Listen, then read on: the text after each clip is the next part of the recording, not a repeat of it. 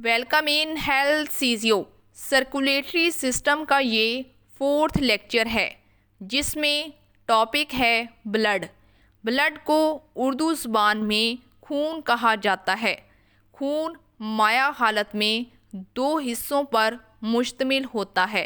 पहले नंबर पर है प्लाज्मा और दूसरे नंबर पर ब्लड सेल्स, जिनको खून के ज़र्रात भी कहा जाता है।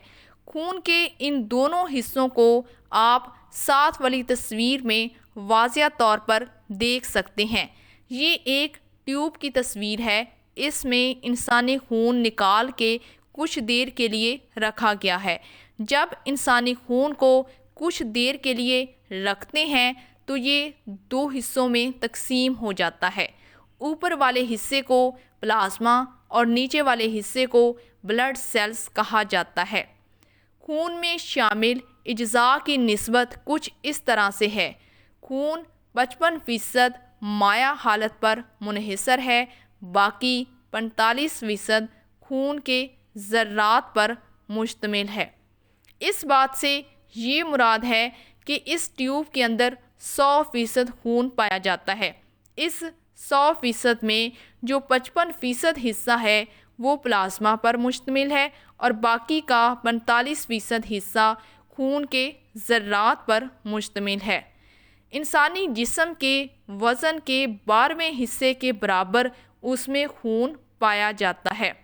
अब बात करते हैं कि जो प्लाज्मा है या फिर आप इसको ब्लड सीरम भी कह सकते हैं, उसकी कंपोजिशन क्या होती है। ब्लड सीरम या फिर प्लाज्मा के अंदर दर्ज झैल चीज़ें पाई जाती हैं। पहले नंबर पर है वाटर, दूसरे नंबर पर है प्रोटीन। प्रोटीन में कौन कौन सी प्रोटीन शामिल हैं वो देख लेते हैं, जिसमें शामिल है albumin, globulin, prothrombin, fibrinogen. Fibrinogen 8% पाई जाती है।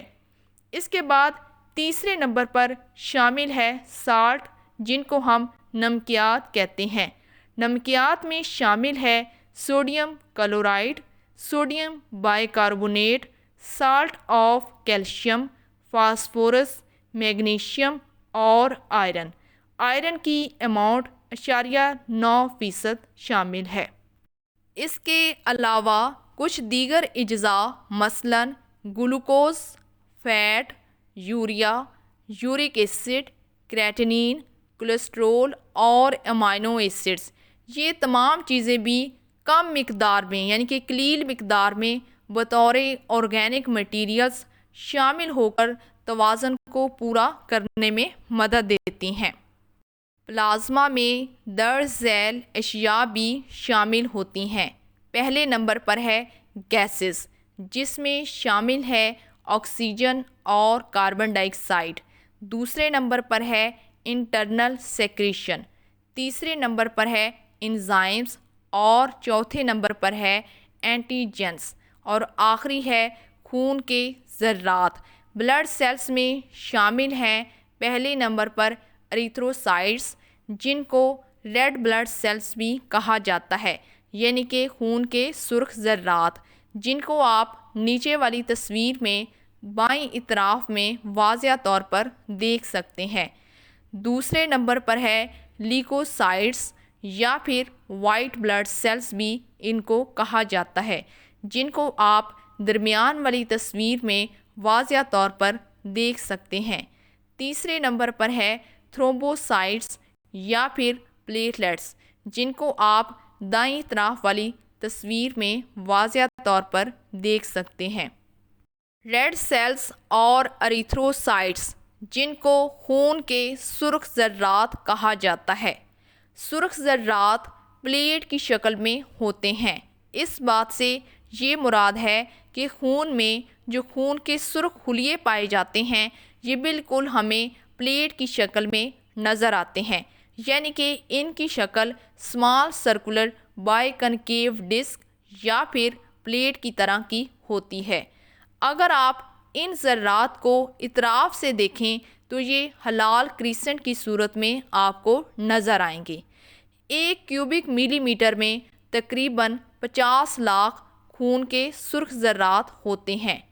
इन सुर्ख ज़र्रात की وجہ سے ہی خون کا جو رنگ ہے وہ ہمیں سرخ نظر آتا ہے۔ سرخ ذرات کے بیرونی طرف ایک غلاف سا چڑھا ہوا ہوتا ہے، اس غلاف کو اسٹروما کہا جاتا ہے، جبکہ جو درمیانی حصہ ہے یہ ہیموگلوبن کا بنا ہوا ہوتا ہے۔ ہیموگلوبن دو الفاظ کا مرکب ہے، ہیم کہا جاتا ہے آئرن کو اور گلوبن کہا جاتا ہے پروٹین کو۔ سرخ ذرات کے بننے کے لیے پروٹین کی ضرورت ہوتی ہے کیونکہ اس میں ہیموگلوبن پائی جاتی ہے، اور میں نے آپ کو بتا دیا ہے کہ ہیموگلوبن دو الفاظ کا مرکب ہے، گلوبن پروٹین کا حصہ ہوتا ہے، یعنی کہ یہ ایک پروٹین کا نام ہے۔ تو اب یہ بات ہمیں واضح ہو گئی کہ خون کے سرخ ذرات کے بننے کے لیے پروٹین کی ضرورت ہوتی ہے جو کہ امائنو ایسڈ سے ملتی ہے، اور فولاد آئرن کی بھی ضرورت ہوتی ہے کیونکہ ہیموگلوبن دو الفاظ کا مرکب ہے، ہیم کہا جاتا ہے آئرن کو، فولاد کو، اور گلوبن کہا جاتا ہے پروٹین کو۔ تو اس طرح سے ہیموگلوبن جو کہ خون کے سرخ ذرات کا حصہ ہے، تو اس طرح سے خون کے سرخ ذرات کو بننے کے لیے پروٹین اور آئرن کی ضرورت ہوتی ہے۔ عورتوں کو آئرن کی زیادہ ضرورت ہوتی ہے کیونکہ حیض کی پیریڈ میں ضائع ہو جاتا ہے خون، جس وجہ سے عورتوں کو آئرن کی زیادہ سے زیادہ ضرورت ہوتی ہے۔ بچے کی نشو و نما کے لیے حمل کے دوران اور بچے کو دودھ پلانے کے دوران بھی آئرن کی بہت زیادہ ضرورت ہوتی ہے۔ سرخ ذرات خصوصی طور پر لمبی ہڈیاں، جیسا کہ مثال کے طور پر بازو کی اور ٹانگوں کی ہڈیاں، ان لمبی ہڈیوں کے سروں پر یہ تیار ہوتے ہیں۔ لمبی ہڈیوں کے اندر جو گودا پایا جاتا ہے یہ ذرات وہاں پر بنتے ہیں، جبکہ سرخ ذرات ہموار ہڈیوں کے درمیان، مثلاً پسلیوں کا درمیانی حصہ، چھوٹی ہڈیاں اور چھاتی کی درمیان والی ہڈی جس کو سٹرنم کہا جاتا ہے، اس میں یہ تیار ہوتے ہیں۔ انسانی جسم میں یہ خون کے ذرات اور کہاں کہاں پر بنتے ہیں؟ پہلے نمبر پر ہے کہ جب بالائی حصہ میں تیاری میں اگر کوئی خرابی ہو جاتی ہے تو اس وقت خون کے یہ سرخ ذرات انسانی تیلی، جس کو ہم سپلین کہتے ہیں، یہاں پر تیار ہوتے ہیں۔ دوسرے نمبر پر ہے کہ خون کے جو سرخ ذرات ہیں ان کی عمر صرف 120 دن ہوتی ہے۔ اس بات سے کیا مراد ہے؟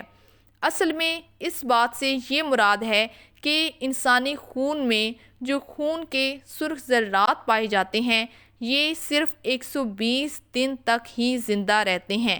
ان 120 دن میں ہی یہ پیدا ہوتے ہیں، یہ بڑے ہوتے ہیں اور یہ کام کرتے ہیں، اور پھر 120 دن کے اندر ہی اندر یہ مر بھی جاتے ہیں۔ اس کے بعد یہ ٹوٹ جاتے ہیں، یعنی کہ جیسے ہی ان کے 120 دن مکمل ہوتے ہیں اس کے بعد یہ ٹوٹ جاتے ہیں، اور سرخ ذرات میں موجود ہیموگلوبن اس میں سے علیحدہ ہو جاتی ہے۔ خون کے سرخ ذرات میں کیا پایا جاتا ہے؟ ہیموگلوبن پائی جاتی ہے۔ تو جب یہ ٹوٹ جاتے ہیں تو اس وقت ہیموگلوبن ان میں سے علیحدہ ہو جاتی ہے، جو کہ بعد میں دو حصوں میں تقسیم ہو جاتی ہے۔ ایک حصہ اس کا گلوبن جو کہ پروٹین والا حصہ ہوتا ہے، اور دوسرا ہیم یعنی کہ فولاد والا حصہ، یہ دونوں حصے اس میں سے علیحدہ ہو جاتے ہیں۔ یہ حصے بعد میں کس طرح کام کرتے ہیں وہ نمبر 3 پر دیکھتے ہیں۔ تیلی جس کو سپلین کہا جاتا ہے، اور لیور یعنی کہ جگر میں ہیموگلوبن سے گلوبن علیحدہ ہو کر، ہیموگلوبن کہاں پر علیحدہ ہوئی ہے؟ جب خون کے سرخ ذرات کے 120 دن مکمل ہو گئے ہیں تو اس وقت اس کے دونوں حصے بھی علیحدہ ہو چکے ہیں، اور جو حصہ گلوبن ہے یہ علیحدہ ہو کر امائنو ایسڈ میں تبدیل ہو جاتا ہے، جو پروٹین کی حیثیت سے دوبارہ ٹیشوز میں استعمال ہو جاتی ہے، جبکہ دوسرا حصہ جو کہ ہیم کہلاتا ہے، اس میں سے فولاد یعنی کہ آئرن دوبارہ سرخ ذرات بنانے کے کام آ جاتا ہے، باقی بیلیروبن میں تبدیل ہو جاتا ہے۔ اب آپ کو اس ساری کہانی کی سمجھ آ گئی ہے کہ جب انسانی جسم کا کوئی بھی حصہ خراب ہو جاتا ہے تو اس وقت خون کے سرخ ذرات بنانے کا کام انسانی تیلی کرتی ہے۔ اور دوسری اہم بات یہ ہے کہ ان کی عمر صرف اور صرف 120 دن ہوتی ہے۔ 120 دن کے بعد ان کی ڈیتھ ہو جاتی ہے، اور ڈیتھ ہونے کے بعد ان میں موجود ہیموگلوبن اپنے 2 حصوں میں تقسیم ہو جاتی ہے، ایک حصہ گلوبن اور دوسرا ہیم۔ جو گلوبن ہے یہ دوبارہ پھر سے لیور میں چلا جاتا ہے، جہاں پر یہ امینو ایسڈ میں تبدیل کر دیا جاتا ہے، جبکہ اس کا دوسرا حصہ جو کہ ہیم کہلاتا ہے وہ دوبارہ پھر سے آئرن بنانے میں کام کرتا ہے اور دوبارہ پھر سے سرخ ذرات بنانے کے کام آتا ہے۔ ہیموگلوبن یہ 2 الفاظ کا مرکب ہے۔ ہیم کہا جاتا ہے آئرن کو یعنی کہ فولاد کو، اور گلوبن کہتے ہیں پروٹین کو۔ تو اس طرح سے ہیموگلوبن پروٹین اور آئرن کا مرکب ہوتی ہے۔ یہ ہیموگلوبن کیا کام کرتی ہے؟ یہ آکسیجن کے لیے کھچاؤ کی خاصیت رکھتی ہے۔ اس بات سے کیا مراد ہے؟ اس بات میں یہ مراد ہے کہ جب انسان سانس لیتا ہے تو سانس لینے کے عمل میں وہ ہوا ماحول سے اپنے جسم کا حصہ بناتا ہے۔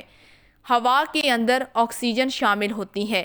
جیسے ہی آکسیجن انسانی ناک کے نتھنوں سے گزرتی ہوئی پھیپھڑے میں جاتی ہے تو پھیپھڑوں میں موجود خون کے اندر ہیموگلوبن کے ساتھ یہ جڑ جاتی ہے، یعنی کہ ہیموگلوبن اور آکسیجن کے مالیکیول آپس میں جڑ جاتے ہیں۔ یہ سرخ ذرات میں آکسیجن اور ہیموگلوبن جڑنے کے بعد یہ کیا بنا دیتے ہیں؟ آکسی ہیموگلوبن بنانے کے لیے مل جاتی ہے۔ آکسی ہیموگلوبن 3 الفاظ کا مرکب ہے۔ آکسی کا لفظ آکسیجن سے ہے، اور ہیم کا مطلب آئرن فولاد، اور گلوبن کا مطلب پروٹین ہے۔ تو اس طرح سے آکسیجن کا مالیکیول جیسے ہی ہیموگلوبن کے ساتھ جڑتا ہے تو یہ آکسی ہیموگلوبن بنا لیتا ہے۔ اس کے بعد یہ کیا ہوا کہ آکسیجن اور ہیموگلوبن آپس میں جڑ گئے، خون کا یہ حصہ بن گئی، اور اس کے بعد خون سارے جسم کے اندر گردش کرتا ہے، اور جہاں پر بھی آکسیجن کی ضرورت ہوتی ہے تو خون آکسیجن کو وہاں پر دے دیتا ہے، یعنی کہ ہیموگلوبن آکسیجن کو وہاں سے علیحدہ کر دیتی ہے اور خلیات کو آکسیجن پہنچا دیتی ہے۔ اس عمل کے زیر اثر سرخ ذرات پھیپھڑوں سے آکسیجن حاصل کر کے تمام جسم کے ٹیشوز میں پہنچانے کا کام کرتے ہیں۔ صحت کی حالت یعنی کہ نارمل حالت میں خون کے اندر ہیموگلوبن کی جو مقدار ہے وہ تقریباً 15 گرام پر 100 ml ہوتی ہے، جسے ہم 100% بھی کہہ سکتے ہیں۔ 90% سے زائد ہو تو یہ بھی نارمل ہیموگلوبن ہی کہلاتی ہے۔ خون کی کمی یعنی کہ انیمیا کی بہت سی اقسام میں ہیموگلوبن کی مقدار یعنی کہ فیصد میں کم ہو جانا ہے۔ انیمیا کیا ہے؟ انیمیا اصل میں خون کی ایک بیماری ہے۔ اس بیماری کے اندر خون کی کمی ہو جاتی ہے، خاص طور پر ہیموگلوبن کی مقدار اس میں کم ہو جاتی ہے۔ ہیموگلوبن کی مقدار خون میں کم ہو جائے تو اس بیماری کو ہم انیمیا کہتے ہیں۔ بعض میں 30% سے بھی یہ کم ہو جاتی ہے۔ جیسا کہ ہیموگلوبن میں آئرن اور آکسیجن سے ملنے کی ضرورت ہوتی ہے تو انیمیا کی صورت میں جسم کے تمام ٹیشوز کو آکسیجن صحیح طرح سے نہیں مل پاتی۔ کیوں نہیں مل پاتی؟ کیونکہ انسانی خون کے اندر جو ہے وہ ہیموگلوبن ہی کم ہے۔ انسانی خون کم ہوگا تو ہیموگلوبن بھی کم ہوگی، تو جب انسان آکسیجن زیادہ مقدار میں اپنے جسم کا حصہ بنائے گا تو آکسیجن کے مالیکیول زیادہ ہوں گے اور ہیموگلوبن کے مالیکیول کم ہوں گے۔ تو اس صورت میں کیا ہوگا کہ انسانی خلیات کو صحیح طرح سے آکسیجن نہیں مل پائے گی۔ خون کے سرخ ذرات کی صحیح مقدار کتنی ہوتی ہے؟ یعنی کہ نارمل بلڈ کاؤنٹ کتنا ہوتا ہے؟ یہ تقریباً 50 لاکھ تک ہوتے ہیں، یعنی کہ 45 سے لے کر 55 لاکھ تک اگر ان کی اماؤنٹ ہو تو پھر ہم کہہ سکتے ہیں کہ خون کے سرخ ذرات نارمل ہیں۔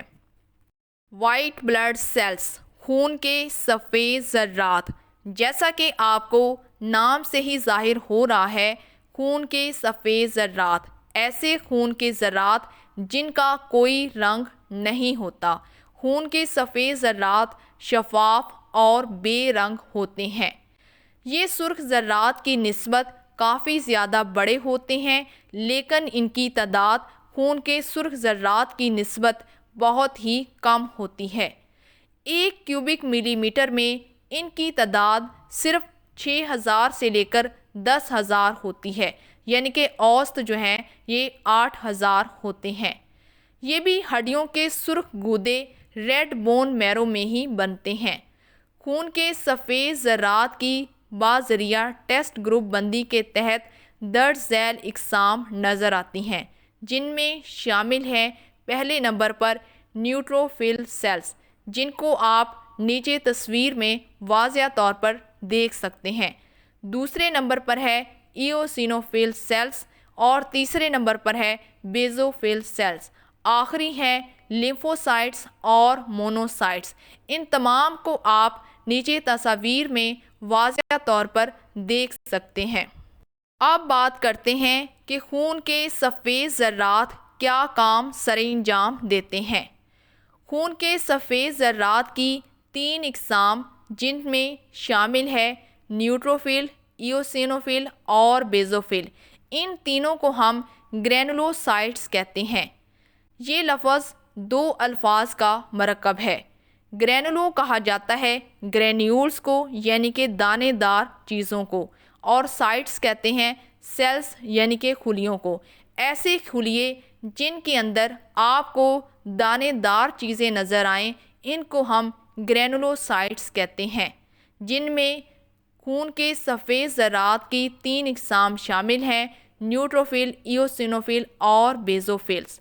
گرینولوسائٹس اور مونوسائٹس انسانی جسم کو بیماری پیدا کرنے والے جراثیم سے بچانے کا کام کرتے ہیں۔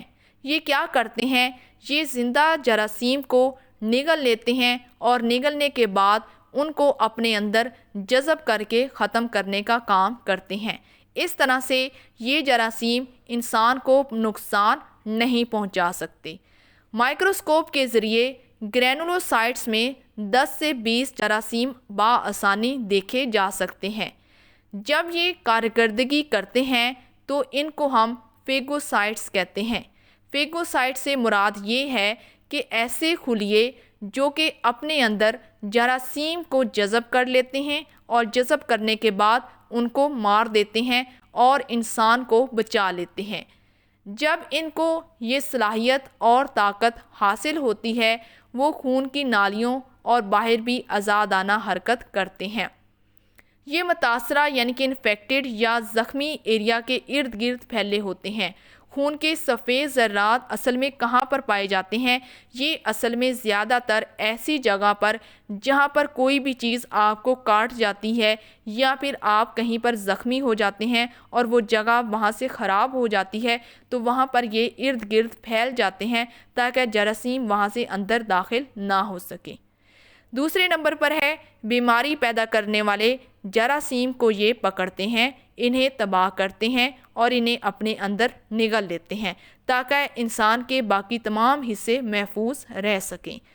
تیسرے نمبر پر ہے دوسری فضول فاسد، مثلاً کیٹگٹ سوچرز، سپلنٹرز آف ووڈ، ڈرٹ بیٹس وغیرہ۔ اس بات سے کیا مراد ہے؟ اصل میں اس بات سے یہ مراد ہے کہ یہ تمام طرح کی جو فضول اور فاسد مادے ہوتے ہیں، ان کو بھی یہاں سے اپنے اندر جذب کر لیتے ہیں اور بعد میں ان کو خارج کرنے کا کام کرتے ہیں۔ آخری ہے یہ متاثرہ یا زخمی جگہ پر گرینولوسائٹس کی مدد سے ایک پروٹین جس کو ہم سپریٹنگ فارمیٹ کہتے ہیں، اس کو بنانے میں مدد دیتے ہیں، جو زندہ ٹیشو پر اثر انداز ہوتے ہیں اور انہیں علیحدہ علیحدہ کرتے ہیں۔ اس طرح یہ بیماری کی جگہ یا زخمی جگہ سے ٹیشوز کو علیحدہ کرتے ہیں، جس سے صحت یابی میں پیش رفت جو ہے وہ بڑھ جاتی ہے۔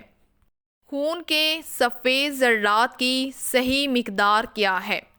خون کے سفید ذرات کی صحیح مقدار 6000 سے لے کر 10,000 یعنی کہ اوسط 8000 ہوتی ہے۔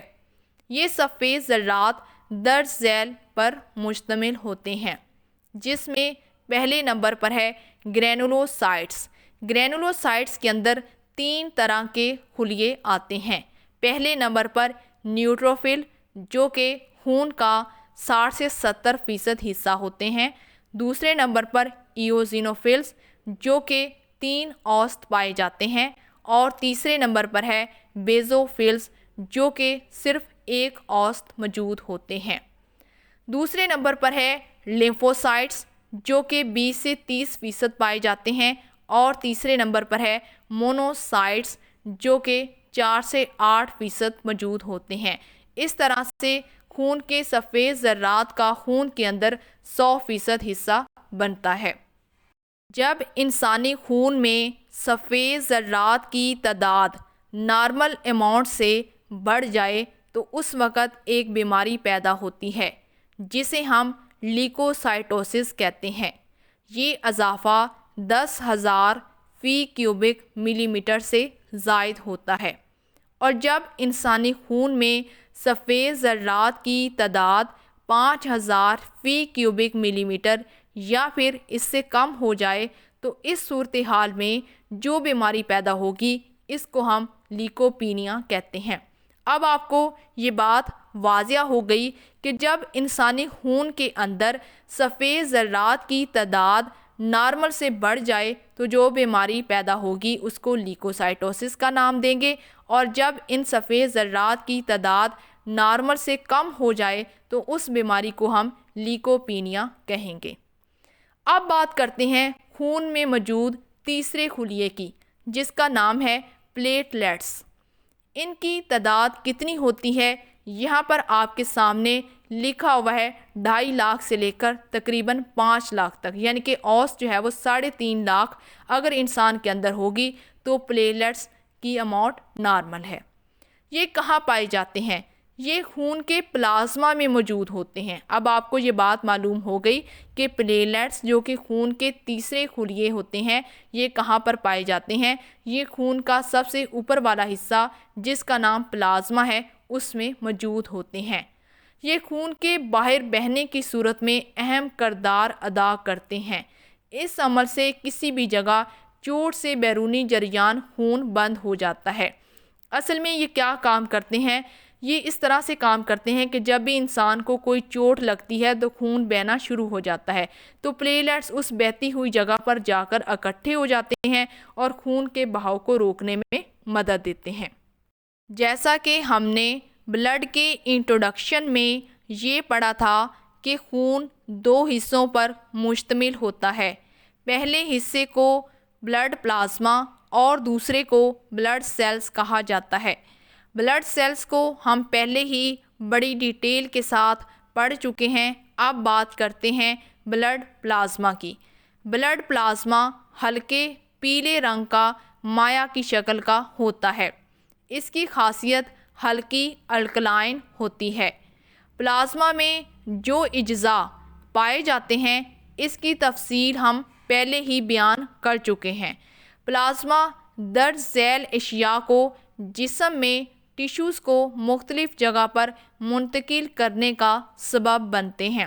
اس بات سے یہ مراد ہے کہ پلازما کیا کام کرتے ہیں۔ پلازما اصل میں کچھ چیزوں کو جن میں شامل ہے، پہلے نمبر پر نیوٹرینٹ یعنی کہ غذائی اجزاء، دوسرے نمبر پر سالٹس یعنی کہ نمکیات وغیرہ، تیسرے نمبر پر روغنیات یعنی کہ فیٹس، اور چوتھے نمبر پر گلوکوز، اور 5ویں نمبر پر ہے ایمائنو ایسڈز۔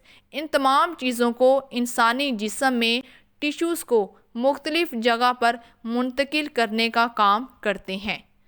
خون جسم کے مختلف حصوں سے فاضل فاسد مادے بھی اپنے ساتھ اکٹھے کر کے لے کر آتے ہیں، جن میں شامل ہے پہلے نمبر پر یوریا، دوسرے نمبر پر یورک ایسڈ، اور تیسرے نمبر پر کاربن ڈائی آکسائڈ گیس وغیرہ۔ پلازما جو کہ خون کا ایک حصہ ہوتا ہے، اس میں پروٹین بھی پائی جاتی ہیں۔ تو اب بات کر لیتے ہیں کہ پلازما میں کون کون سی پروٹینز پائی جاتی ہیں اور یہ کیا کام سر انجام دیتی ہیں۔ پلازما پروٹین میں شامل ہے پہلے نمبر پر البیومن۔ البیومن جو کہ ایک پروٹین کا نام ہے، یہ عام طور پر صحت کی حالت میں انسانی جسم میں 3 سے 5 گرام پر 100 ml خون میں موجود ہوتی ہے۔ یہ کیا کام کرتی ہے؟ اس کے کام میں پہلے نمبر پر ہے یہ خون کا حجم برقرار رکھنے کے لیے آسموٹک پریشر کی ذمہ دار ہوتی ہے، یعنی کہ یہ انسانی جسم کے اندر خون کا حجم برقرار رکھتی ہے، جس کو ہم آسموٹک پریشر بھی کہتے ہیں۔ دوسرے نمبر پر ہے بہت سے خاص مادے البیومن کی وجہ سے ہی ایک جگہ سے دوسری جگہ لیے جا سکتے ہیں۔ اور تیسرا فنکشن ہے یہ ٹیشوز میں پروٹین مہیا کرنے کا کام کرتی ہے۔ اب بات کرتے ہیں کہ پلازما میں موجود دوسری پروٹین کی، جس کا نام ہے گلوبولن۔ عام اور صحت کی حالت میں اس کی انسانی جسم میں تعداد 2 سے 3 گرام پر 100 ml موجود ہوتی ہے۔ 2 سے 3 گرام پر 100 ملی میٹر یہ خون میں موجود ہوتی ہے۔ ساخت کے لحاظ سے یہ البیومن سے تھوڑی سی مختلف ہوتی ہے اور بہت زیادہ تعداد میں یہ پروٹین پر مشتمل ہوتی ہے۔ جتنے بھی بچاؤ کے اینٹی باڈیز ہوتی ہیں یہ سب کی سب گلوبولین سے بنی ہوتی ہیں۔ انسانی جسم کے اندر جتنے بھی اینٹی باڈیز پائی جاتی ہیں وہ سب کی سب گلوبولین جیسی پروٹین سے مل کر بنی ہوئی ہوتی ہیں۔ اس لیکچر کا دوسرا اہم ٹاپک کوگولیشن آف بلڈ، انجماد خون ہے۔ جب خون انسانی جسم سے بہہ چکا ہوتا ہے تو یہ تیزی کے ساتھ جم کر سرخ جیلی کی صورت اختیار کر لیتا ہے۔ آپ اس سرخ جیلی کو جیلی بی کہہ سکتے ہیں، کلوٹ بھی کہہ سکتے ہیں، یا پھر آپ اس کو لوتھڑا بھی کہہ سکتے ہیں۔ جب یہ جیلی یا کلوٹ یا پھر لوتھڑا سکڑتا ہے تو سکڑنے کے بعد اس کی جو رنگت ہے وہ ہلکی ہو جاتی ہے، یعنی کہ اسٹاک کلرڈ ہو جاتا ہے۔ اس فلوئڈ کو جسے ہم سیرم کہتے ہیں، اس سے کلوٹ سے نچڑ کر یہ آنے لگتا ہے۔ اگر بہے ہوئے خون کو مائکروسکوپ میں دیکھا جائے تو یہ ہمیں بہت ہی عمدہ دھاگے دکھائی دیتے ہیں۔ یہ دھاگے غیر حل پذیر فبرین دھاگے یعنی کہ بلڈ پلازما میں موجود فبرینوجن کے فارمیٹ تھرومبن کے ساتھ عمل کرنے سے بنتے ہیں۔ یہ عمل سارا کس طرح سے ہوتا ہے اس کو ہم آگے پڑھنے اور جاننے کی کوشش کرتے ہیں۔ خون کا جم جانا کافی زیادہ پیچیدہ قسم کا مرحلہ ہوتا ہے۔ اس کی تکمیل کے لیے بہت ہی زیادہ عوامل درکار ہوتے ہیں۔ پروتھرومبن اور تھرومبن یہ دونوں پروٹینز کے نام ہیں، یعنی کہ پروٹینز کی اقسام ہیں پروتھرومبن اور تھرومبن۔ یہ دونوں بنیادی طور پر میکینیکل رول ادا کرتی ہیں، جس سے فبرینوجن عمل انگیزی کے بعد فبرین یعنی کہ دھاگوں میں تبدیل ہو جاتی ہے۔ فبرینوجن جو کہ خود ایک پروٹین ہے، یہ عمل کے بعد فبرین میں تبدیل ہو جاتی ہے۔ اس کا یہ عمل کس کی موجودگی میں ہوتا ہے؟ اس کا یہ عمل پروتھرومبن اور تھرومبن کی موجودگی میں ہوتا ہے۔ یہ بات بھی قابل توجہ ہے کہ نارمل بغیر بہے ہوئے خون میں تھرومبن موجود نہیں ہوتی، لیکن پروتھرومبن پلازما میں موجود ہوتی ہے۔ پلازما میں کیلشیم سالٹس بھی موجود ہوتے ہیں جو پروتھرومبن کو تھرومبن میں تبدیل کرنے میں مدد دیتے ہیں اور خون کے جمنے کا عمل شروع ہو جاتا ہے۔ خون جمنے کے 4 اسباب ضروری ہیں۔ پہلے نمبر پر ہے کیلشیم سالٹس، دوسرے نمبر پر سیل انجری، تیسرے نمبر پر تھرومبن اور آخری ہے فبرین۔ کیلشیم سالٹس کیا ہوتے ہیں؟ یہ عام طور پر خون میں موجود ہوتے ہیں۔ دوسرے نمبر پر ہے سیل انجری، یعنی کہ کسی بھی خلیے کا چوٹ کھا کر زخمی ہو جانا۔ زخم چوٹ کی وجہ سے سیل کے ٹوٹنے سے تھرومبوکائنیز کا عمل ہوتا ہے۔ تیسرے نمبر پر ہے تھرومبن۔ تھرومبوکائنیز کی موجودگی میں پروتھرومبن سے تھرومبن بنتی ہے۔ اور آخری ہے فبرین۔ थ्रोम्बिन की मौजूदगी में फिब्रिनोजन बनती है और फिब्रिनोजन से बाद में फिब्रिन बनती है। थ्रोम्बोकाइनेज या फिर थ्रोम्बोप्लास्टिन ये असल में ऐसा ताबकारी एक्टिवेटिंग एजेंट है जो ज़ख्मी होने पर खून के खुलियात पर आज़ादाना अमल पैरा होता है। सादा तरीके से अब दर्ज झैल फार्मूले की मदद से तहरीर किया जा सकता है। पहले नंबर पर है थ्रोम्बिन, जिसका फार्मूला ये है थ्रोम्बोकाइनेज जमा कैल्शियम जमा प्रोथ्रोम्बिन। दूसरे नंबर पर है फिब्रिन, जिसमें शामिल है फिब्रिनोजन जमा थ्रोम्बिन। और आखिरी है क्लॉट। क्लॉट कैसे बनता है? ब्लड सेल्स जमा फिब्रिन।